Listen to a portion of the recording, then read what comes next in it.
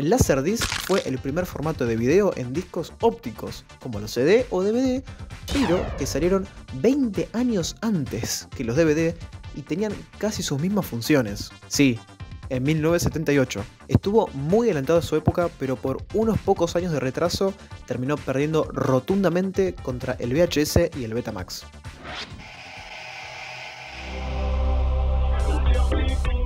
Primero quiero hablar un poco sobre la historia de este formato, y es que nos podemos remontar hasta 1958, cuando por esos años aparecieron un par de patentes que describían una tecnología para almacenar información en discos muy parecida, solamente que eran discos transparentes. Un par de años después, la MCA, la Music Corporation of America, había avanzado haciendo un disco muy parecido al de las patentes, pero que en vez de ser un disco transparente, era un disco reflector, reflectante, reflejante, no sé cómo se dice. Para principios de los 70, Philips también había estado desarrollando algo similar, por lo que ambas compañías, MCA y Philips, decidieron aliarse para desarrollar el formato en conjunto. Creo que fue en 1972 que hicieron la primera demostración de un Laserdisc y terminó saliendo en 1978, bajo el nombre de DiscoVision.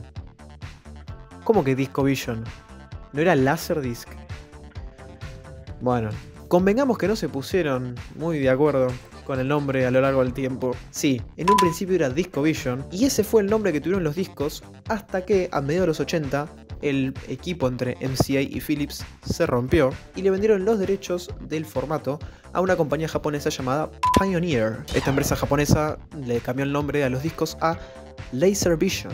Laservision Videodisc, para ser más exacto. Entonces tenías, primero, todos los discos que habían salido hasta el momento, que eran DiscoVision, los nuevos que se llamaban Laservision, los reproductores de Pioneer que se llamaban Laserdisc, los reproductores de Magnavox que se llamaban Magnavision y los primeros reproductores de Pioneer que eran Laserdiscovision.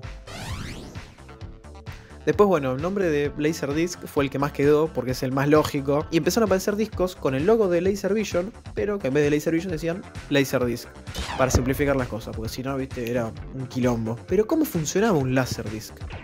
Bueno, sorprendentemente es bastante parecido a cómo funciona un CD y un DVD, solamente que el Laserdisc almacena la información de forma analógica y no digital.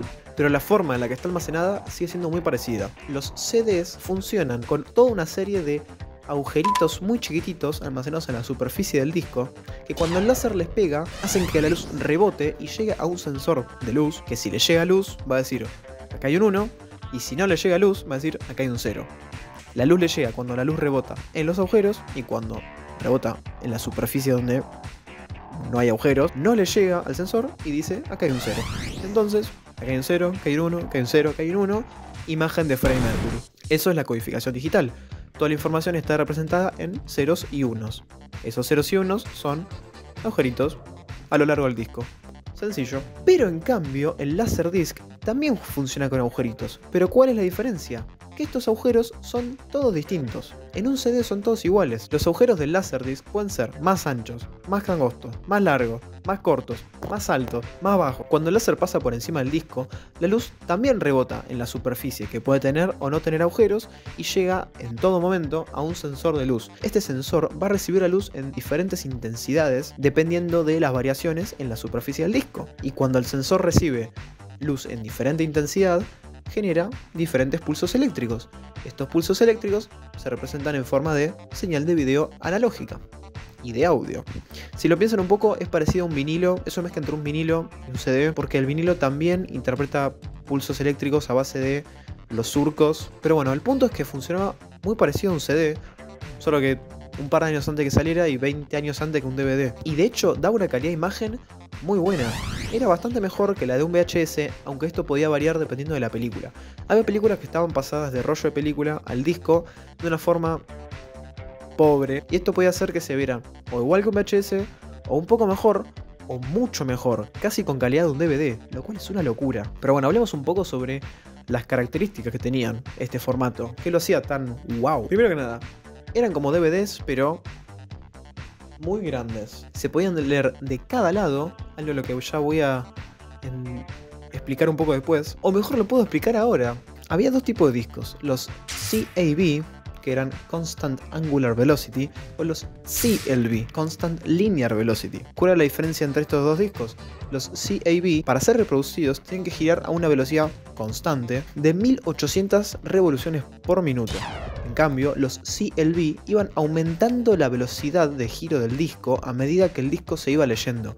¿Esto por qué? Como el disco es un disco tan grande, claramente la circunferencia en el centro va a ser mucho más chica que en las afueras. Entonces, al ir aumentando la velocidad de lectura, se aprovechaba mucho mejor del espacio que había en el disco, haciendo que entrara más información.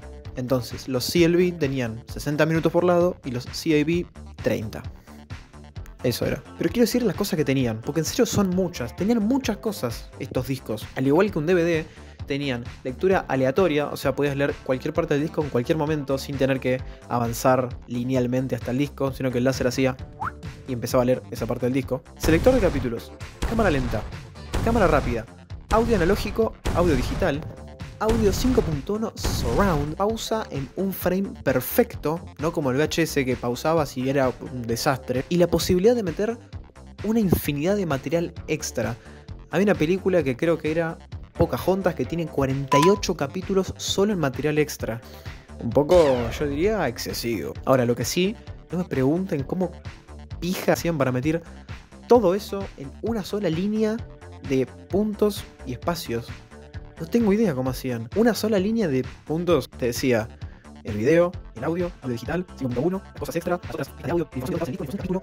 No entiendo. Pero bueno, en definitiva, la mayoría se veían mejor con VHS.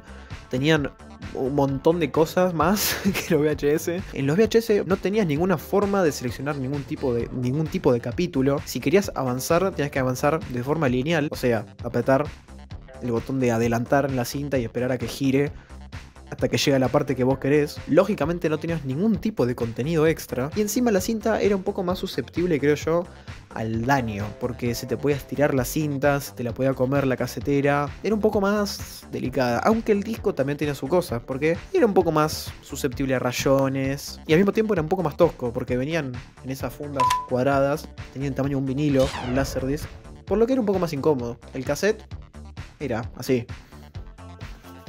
No tendré un minidisc, pero sí tengo un VHS. La edición especial del 97 de Star Wars, la trilogía original. Bien gordito soy. Pero bueno, sirve para demostrar. El cassette tiene este tamaño de un Laserdisc. No tengo un Laserdisc y tampoco tengo un vinilo. Era más grande. Punto. Pero aún así, fracasaron. Que bueno, igual fracasaron. Como siempre está Japón. Que en Japón pasa todo al revés. Para el 99 había un 10% de los hogares en Japón que tenían reproductores de Laserdisc, lo cual es bastante, es un éxito moderado. Pero bueno, en Estados Unidos había solamente un 2%, así que se imaginarán en el resto del mundo. Pero para saber por qué fracasaron, hay que hacer esto. Vamos a 1978, pónganse en contexto de época. ¿Qué formas de entretenimiento audiovisual tienen? Televisión, cine, radio y discos de vinilo. Pero centrémonos en la tele. La tele es lo que más importa. Vos en la tele no puedes elegir qué ver. Estás atado a la programación que tenga el canal, los horarios, el contenido que el canal quiera que vos mires. Por lo que lógicamente si pasan algo a las 5 de la tarde que vos querés ver y no estás en tu casa porque tenés que estar en otro lado, trabajando o lo que sea, no hay forma de que lo veas. Hasta que...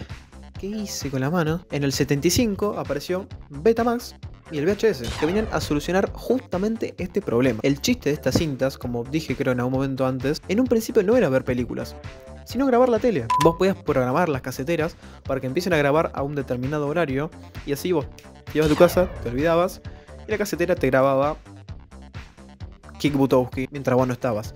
Incluso podías grabar programas de un canal mientras vos mirabas otro canal, lo cual está muy bien. En cambio, los Laserdisc, que salieron ya 2 años después que estas cintas, aparecieron con el único objetivo de ver películas. Vinieron a traer una solución a un problema que no había, porque la gente, cuando quería ver una película, iba al cine. No había mucha razón por la que quisieras ver una película una y otra vez en tu casa, aparte que no había un catálogo muy grande de películas para ver. Y para convencer a alguien de que se compre un Laserdisc, tenías que convencerlo de que compre todo un nuevo formato y una nueva forma de consumir contenido. Piensen que, lo que dije recién, la gente está acostumbrada, película, iba al cine. ¿Por qué iba a querer comprar películas y películas? O sea, ¿por qué iba a querer comprar películas para verlas una y otra vez en su casa? No era algo común en ese momento, porque no se podía, no tenías formatos para ver cosas en tu casa, o al menos no de forma masiva. Entonces, en este contexto, comprar un VHS y un reproductor de VHS era una decisión un poco más práctica y más lógica que un Laserdisc. Aparte, el Laserdisc era más barato. Sí, los reproductores y los discos eran más baratos que un reproductor y un VHS en ese momento. Pero ¿qué pasa? Te terminaba resultando más barato comprar una casetera y 2 cintas, que si bien en sí eran más caras, a la larga te termina siendo más barato. Porque con esas 2 cintas vos podías grabar todos los programas que quisieras, porque total, lo grabás, lo mirás y le grabás encima. Sí, se deteriora la calidad, pero podías hacerlo. Entonces no necesitabas comprar muchas cintas. Si vos querías comprarla, la podías comprar, pero no era necesario. En cambio, el Laserdisc es un disco, una película. Querías ver otra cosa, tenías que comprar otro disco.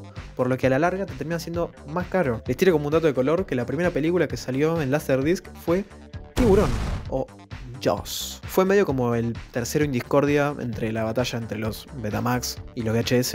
Y quiero aprovechar y hacer mención a un épico capítulo de Un Show Más, el último reproductor de Laserdisc. Que Mordecai y Rigby quieren ver una película en Laserdisc y no hay ningún reproductor porque es el VHS. Y van al lugar y había una profecía y se arma una guerra de formatos, se empiezan a cagar a tiros entre los VHS, los Betamax y los Laserdisc. Ganan los Laserdisc y terminan como el formato predominante para ver películas. En resumen, estaban buenísimos, eran geniales, eran como DVDs, pero prehistóricos. Pero como siempre, como todas las cosas que vemos en este canal, llegaron un par de años tarde y por eso fracasaron. Si te gustó, like y te suscribís.